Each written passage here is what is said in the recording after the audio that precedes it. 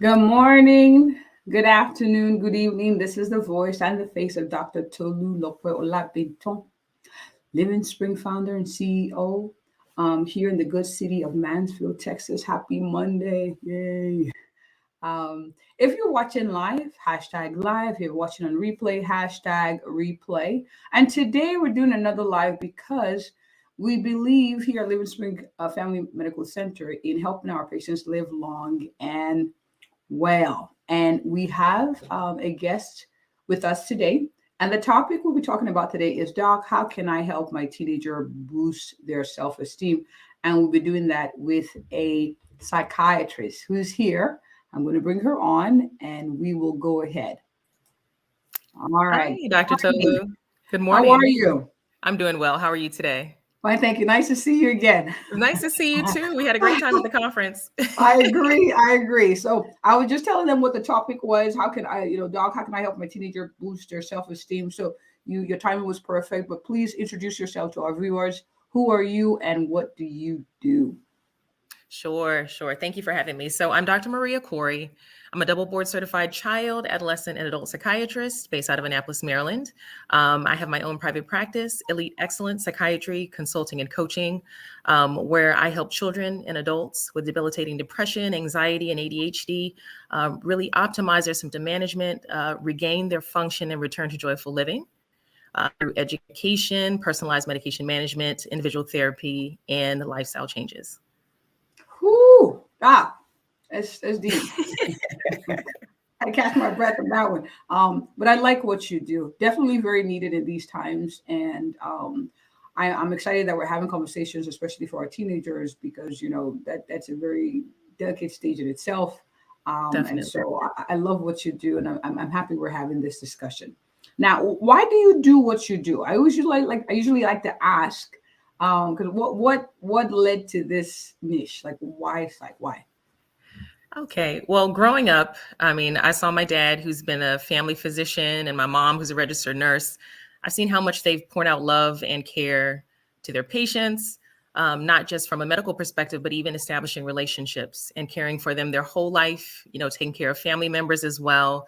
And that was really impactful for me.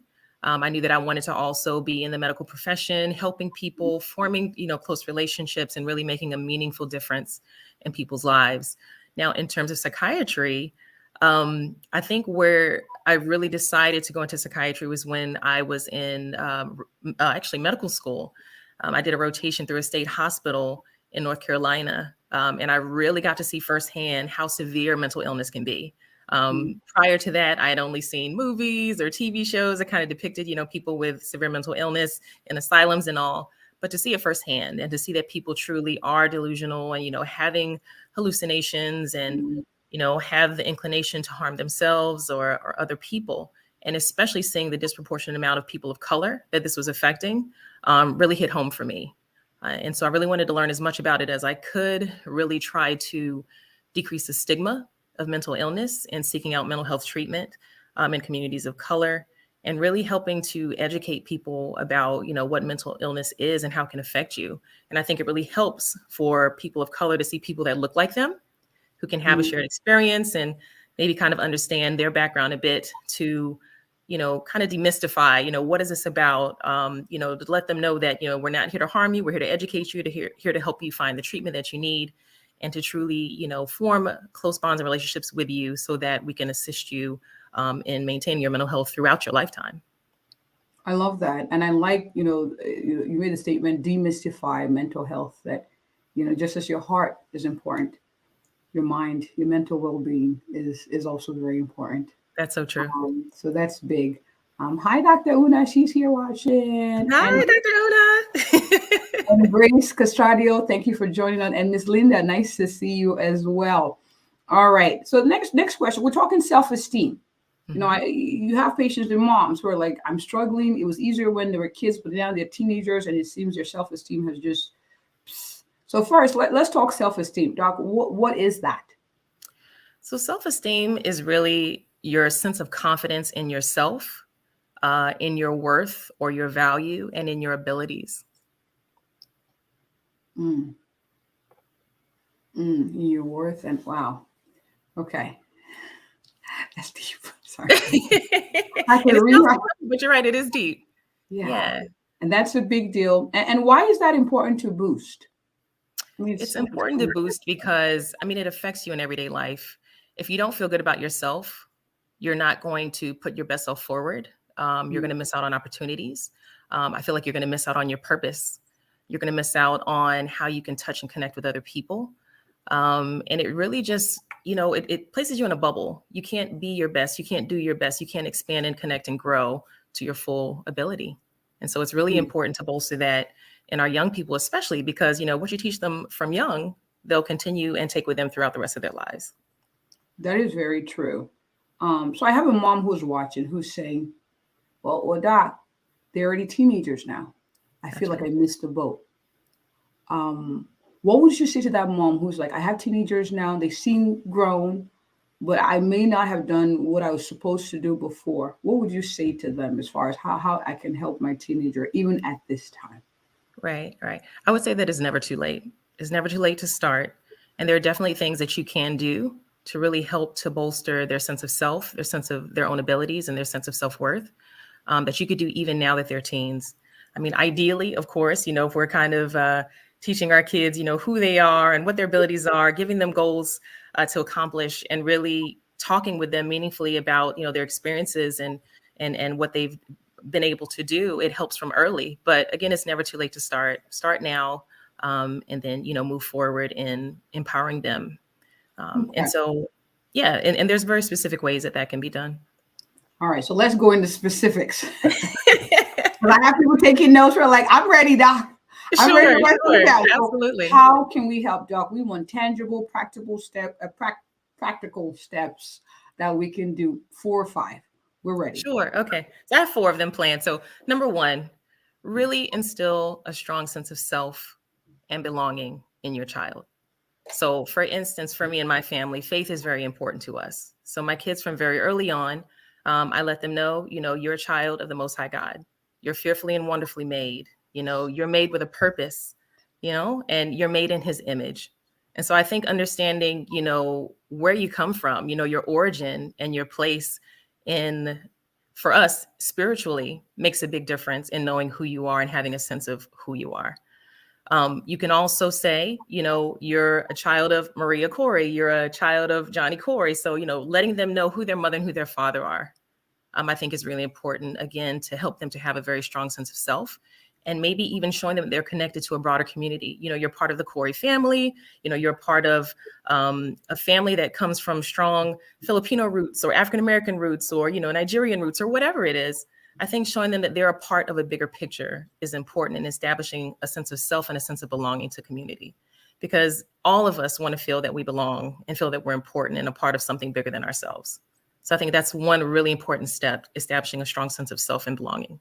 And that's done over and over again. It's never over and over again. It's rinse and repeat. I really like over and over. It has to be intentional. It's a mindset. It's I got to do this to. Yeah. Mm-hmm.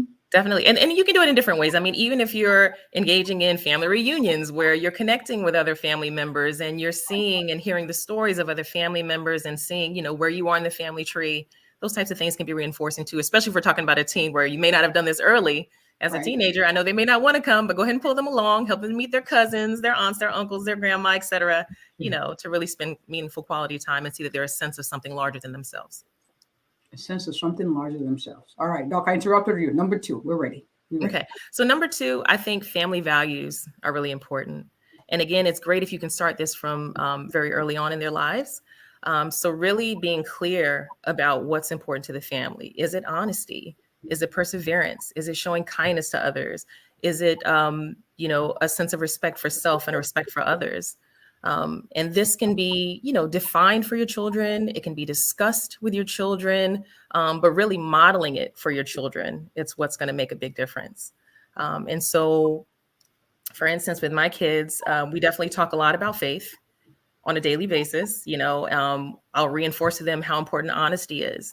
And so maybe a way that I'll do it is if I see, say, for instance, my daughter drops some money on the floor. If my son comes behind her, picks it up and gives it back to her, I'm like, you know what? I like that. That was really honest of you. I like how you didn't keep it for yourself. you're able to live by our value of honesty. So that's just like a small example, but really modeling it. So for instance, say if you're in the grocery store, say someone cuts you off with their shopping cart, instead of, making a big fuss and, saying something that you shouldn't, just saying, you know what, that's okay. Hope you have a great day. And let your kids see you doing things like that so that they're seeing that you're living what you're saying, not just saying it in terms of the values that you want to exude. And when you make the mistake of not exemplifying those values, you're quick to say you're human, you apologize, and you change. Yes, I totally agree with that. Be vulnerable and honest and open with your children as well. Let them know I too make mistakes. Even if, so for instance, with my kids, say I might have gotten a little too upset at them over something that wasn't done and I started yelling and all this, I'll come back later and say, you know what? Mommy made a mistake. I was too angry in the moment. I should have taken a pause and not yelled at you, but I'm sorry that I did. But at that point I will say, but what I wanted you to learn was X, Y, or Z, and really have that discussion with them. So I agree. Let them know we're human too. Let them know that we're striving to live by these principles and values that we're talking about, but show them that we too are fallible, make mistakes, but we can recover from it and do better next time. Yeah, and we earn their respect for that. So that's absolutely big. Absolutely. All right, I'm excited. Number 3. Number 3. So I think it's important that we have our children set goals. I think it's important that they feel capable and able to do things independently, and they feel that they can affect change. So even having them set small goals to start, it doesn't have to be anything huge, but even just making sure, their alarm is set on time in the morning, making sure that they're, washed up, dressed and everything and downstairs by a certain time.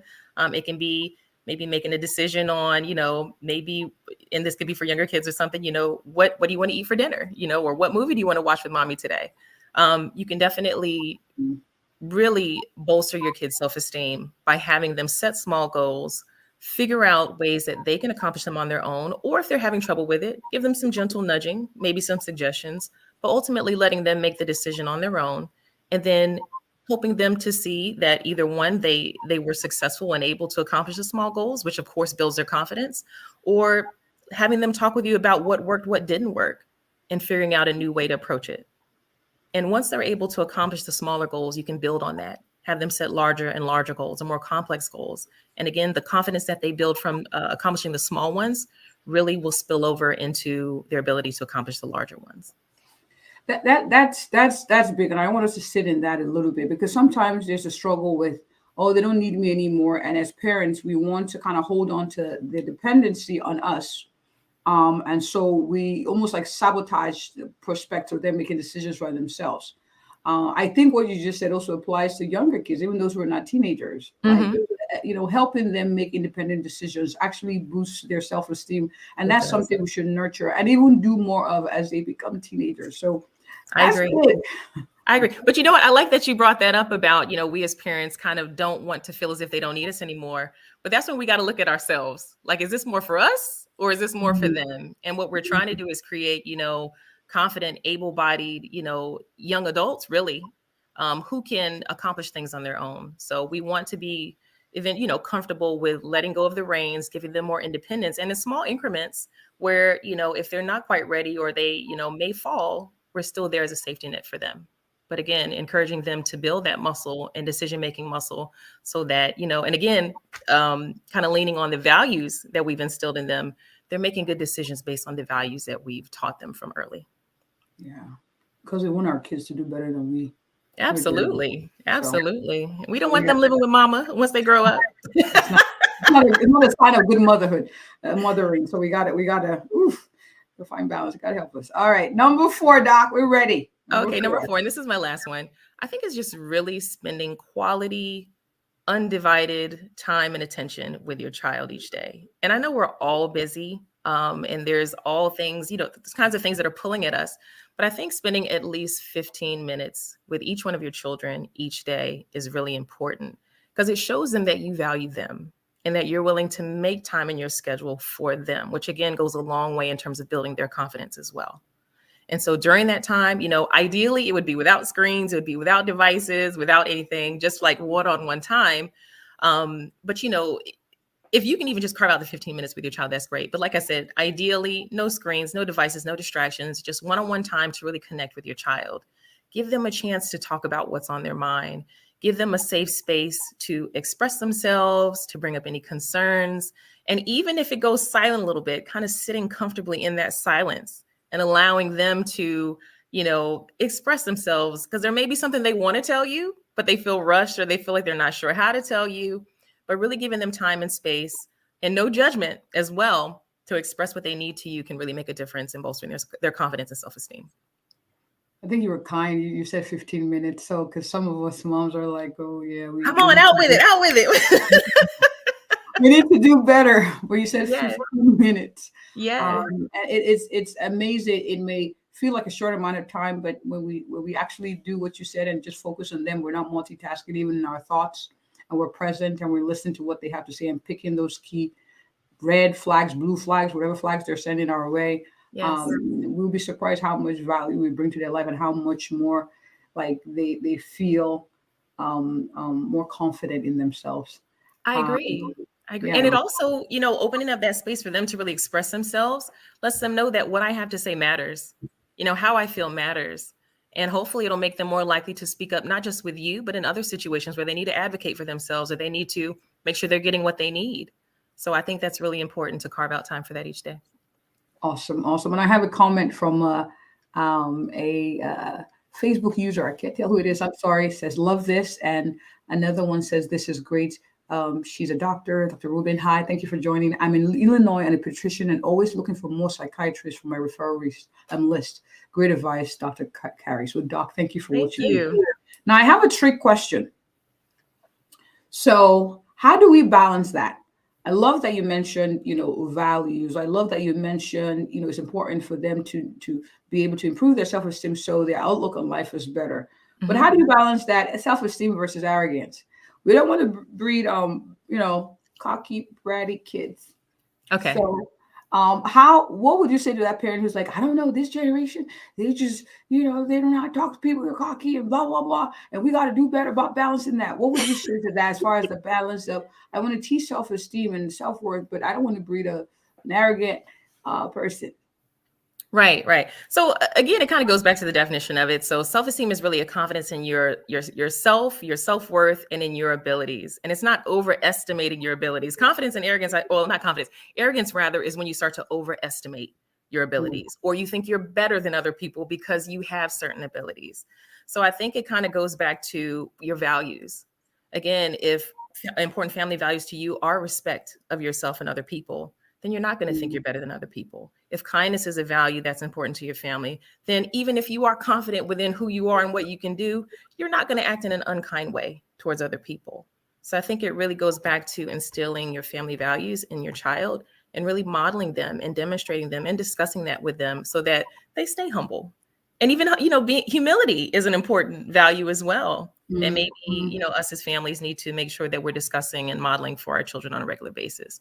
But those things I think will help to temper from going the arrogant way and kind of keeping them more on the confident side of things. All right. Awesome. All right. Other questions. So I have a mom here who's like, yes, Doc, I see what you're saying. And a lot of these things I haven't done. And it's gotten to the point where my daughter is a prey at school.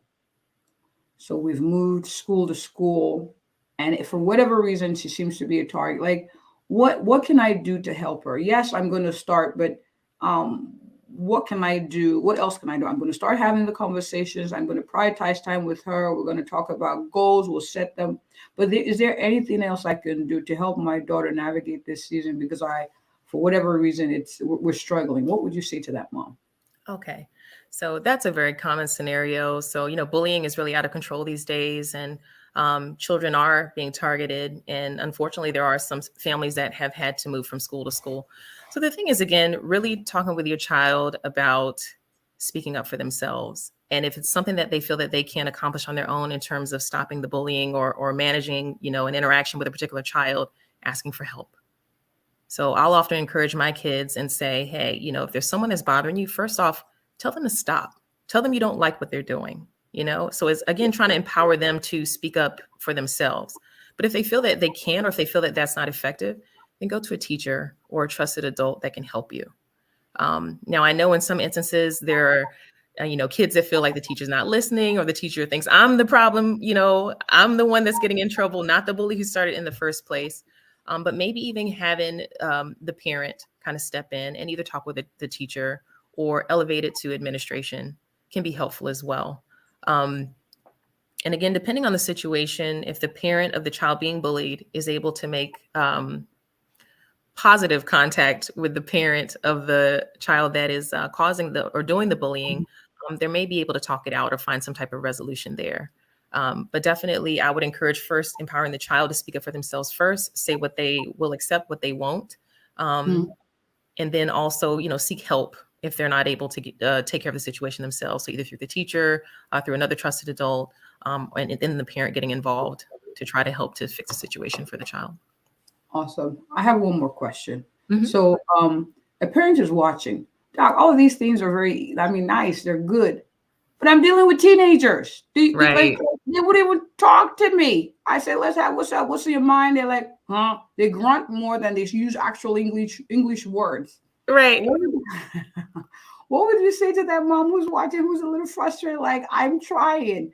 What 2-3 tips you would say to them to encourage them today? Sure. So I have a newly minted teenager myself. My son is 13 years old, and sometimes he can be very brief with what he has to say, or how was school today? I don't know. So what I'll do in those situations is I'll try to meet the child where they are, So if, they're into sports or if they're into video games or whatever it is, just take some time and really engage them in what interests them. Spend some time doing what they enjoy doing. And you'll be surprised that they'll start to open up more. They'll be comfortable.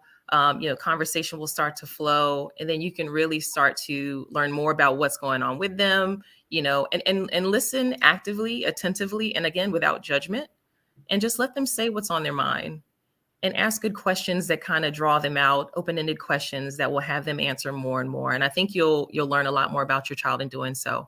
So really meeting them where they are, doing something that they enjoy engaging in, taking an interest in that, and then letting the conversation flow from there really can start to open up and help you to understand more what's going on with your child. I like what you said. You said, spend time doing what I put in capital letters, what they enjoy doing, not what you think they should enjoy doing. That's true. Really, really important, what they enjoy doing, even if you like, okay, all right. This is very good, Doc. I'm going to have to invite you back because we touched on some topics, and for those of you who are watching live or in replay, if there are questions you have that you want us to address, maybe on a different live, please post in a comment or you can send to us, because I think these conversations are very important to be had. So, Doc, I have people who are watching who are like, man, this Dr. Maria Corey, I gotta get her on, come speak at an event. I got to meet her as a person. I got to send clients to her, send people who could benefit from her services. Doc, where could people find you? Sure. Thank you for asking. Yes. So my website is the best way to reach me. It has all of my contact information. That's eliteexcellencemd.com. And it has all of my information, phone, email, ways you can reach me. Just so you know, so I do psychiatry in Maryland, DC, and Illinois, but definitely open for consultations throughout the nation and also speaking engagements as well. Awesome. Thank you for what you do. I know you're busy. I appreciate you coming here to share this very valuable information with us today. So thank you, Doc. Thank you for having me, Dr. Tolu. It was a pleasure. Thank you. Thank you all for watching. Remember, caring is sharing. Be sure to share this with those who could find this useful. And if you or anyone you know is looking for an awesome, a thorough, and a passionate family physician here in the Master Texas area, I am keen. Thank you so much, Doc. You're so welcome. Bye-bye. Bye.